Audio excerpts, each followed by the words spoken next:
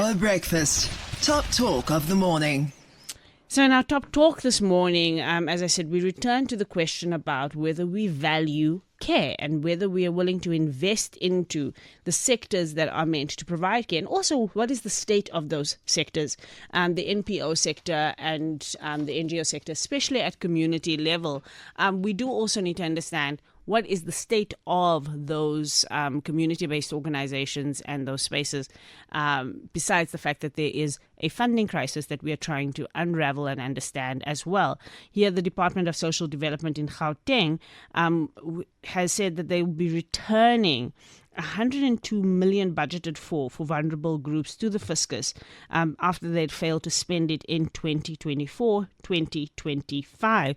The DA saying that number is as high as 250 million across even a larger period of time. Lisa Vetten, part of the Gauteng Crisis Committee, is with us this morning. We're also trying to get on the line one of the DA's NPLs just to chat to us about this as well. But Lisa, thank you so much for joining us once again on Power Breakfast this morning. And I mean, you've worked in the sector for a long time, and so you've seen the ebbs and flows of this. What is particular about this moment? Why is the underspending at the levels that it is from the part of social development? It's very hard to understand. I mean, it's the second year in a row. Last year, they underspent 230 million of their NPO budget. So there's clearly, it's not just an accident or something that went wrong this year. There appears to be a little bit of a pattern developing here that does need to be addressed. And I think what makes this underspending for this year even more concerning is that last year the budget was cut by some 200 million. The Premier went and obtained extra money in order to increase the budget for what has been in the previous years, and then it wasn't spent. What worries me about the story, Lisa, is that it demonstrates the fact that we look at what is budgeted for, but ultimately it's what is spent that matters. And so, you know, the city of Joburg or the city of Kuruleni or Gauteng government can tell us all that they want to about what the budget looks like at the beginning. But when there are no checks and balances for spending, what do we then do? What recourse do we have to ensure that what is budgeted for is actually spent? There's no recourse, unfortunately. I mean, I think if you have a situation where a department is consistently underspending, you need to be looking at who's in charge and what kind of consequences should follow. Yeah. But that doesn't seem to be the situation. And I think underspending is even more serious now. We're in a situation of financial austerity. Treasury is cutting budgets. Departments are pleading poverty. And yet they underspend and they get their money. Because the serious consequence of that is if they spend in the previous years, when they go to Treasury and ask for the same amount or perhaps more, Treasury refuses to give it to them and may even give them less on the basis that they clearly don't need the money because they never spent it. Because that's seen as the ultimate penalty, that you get less if you underspend. But that doesn't help us in terms of service delivery. That doesn't help us in terms of being able to invest into the NPO sector. It doesn't actually penalize the people who've done the underspending. It actually penalizes us as the beneficiaries of these resources that are meant to come into our communities.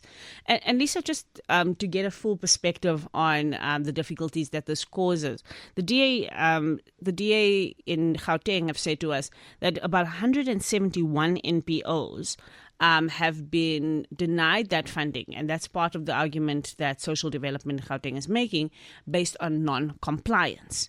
What is your view on that? Because that would seem to be a reasonable thing from the side of Gauteng government, who, by the way, we asked Social Development to come onto this platform, but they refused that opportunity. But from your perspective, is that a valid thing for them to say, well, if there's non-compliance, if they're not, if they haven't all got all their compliance in a row, then that's the reason why we're underspending? Do you agree with that? Do you believe that that's the reason? Well, look, at the level of principle, quite obviously, there must be compliance with legislation, and this in particular in relation to municipal compliance to ensure that residential facilities are safe. However, if we get to the actual practice of compliance, it's often done in ways that are extremely punitive, and it seems to be used more as a way of withholding funding rather than assisting organizations to develop and reach the point where they are compliant. Yeah.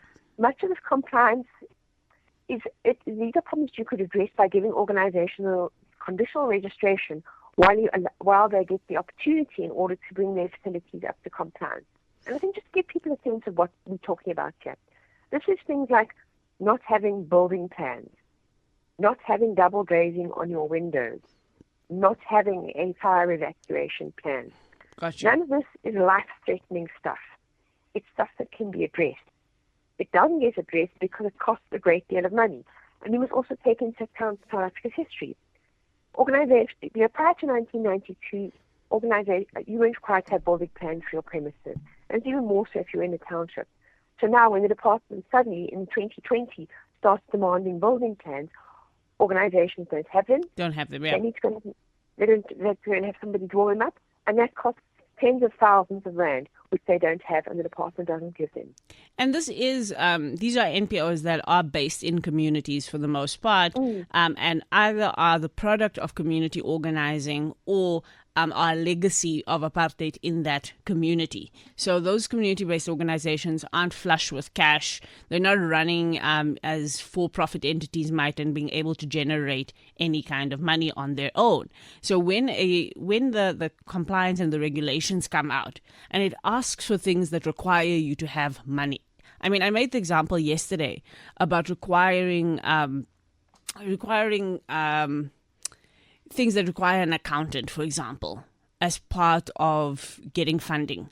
I'm like, if I'm running a CBO, if I'm running the Kliptown Freedom Foundation, there's no way I'm going to be able to hire an accountant to give me an audited statement. I'm not going to have the kind of resources for the things that they're asking for. And so, Lisa, in your view, how does this solve come about? Is this the responsibility of government to create this solve? Or should we be looking for an extra government solution here? Should the private sector be stepping in?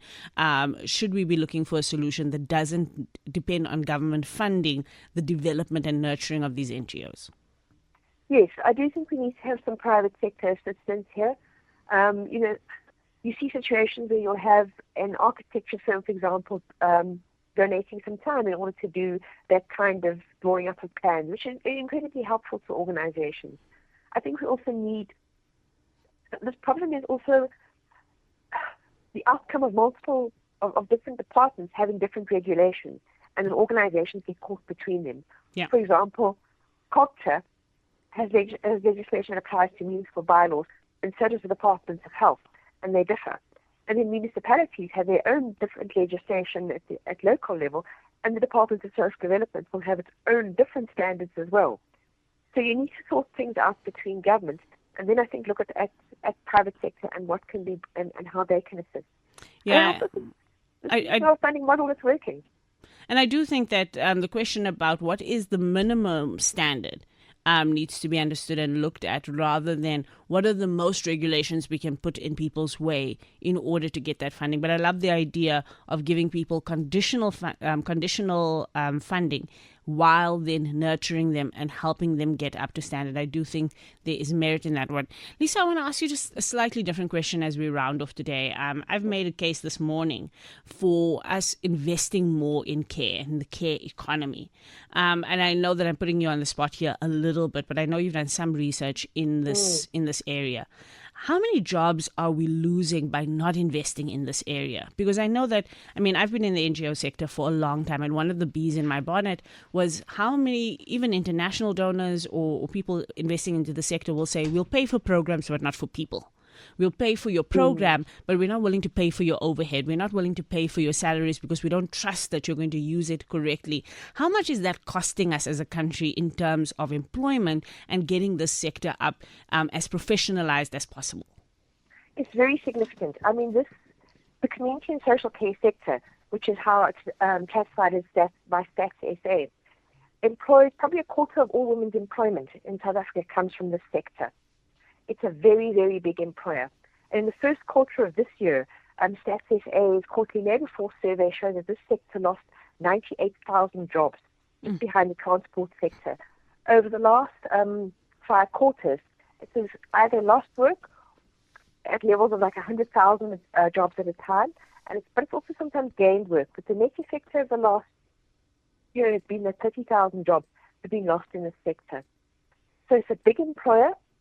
There aren't even actually, I'd say, enough people at the moment providing care. Yeah. And there's a real incentive to invest in it because it's needed, especially I think as our financial situation gets worse. Absolutely. And people need further assistance. I mean, the International Labour Organization says that over 40% of women around the world are in unpaid care work. And so in a middle-income country, as which we classified, which I sometimes still roll my eyes at, that number is actually higher than the global average. It's about 46%. And so I do think there's an investment here, not only into women, but also increasing the number of men in the sector, because I think that is also part of developing the sector more broadly. But I'm also interested in getting more professional skills into the sector. I think we expect the sector to perform and have all the vetting and meet all the standards, but we don't pay the kind of salaries that professionals that know how to do all of that work would be expecting. So I wanted to bounce that one off you because really it is something that I think we need to start thinking a little bit more about. But thank you so much, Lisa Vetten from the Gauteng Crisis Committee. We were going to try also get a hold of the DA there.